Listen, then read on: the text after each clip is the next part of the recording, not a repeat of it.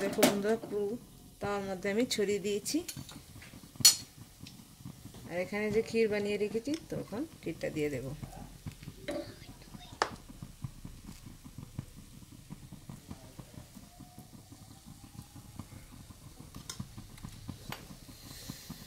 তো এখন পাটির মতো বলে নেব।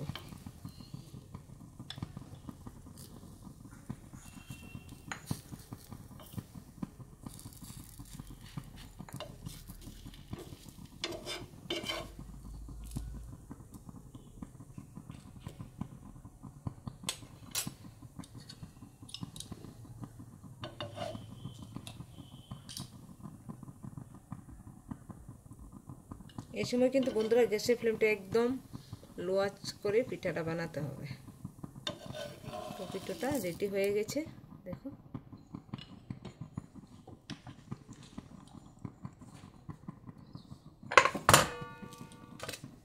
এই দেখো এখানে আমি দুটো পিঠে বানিয়ে নিয়েছি বন্ধুরা।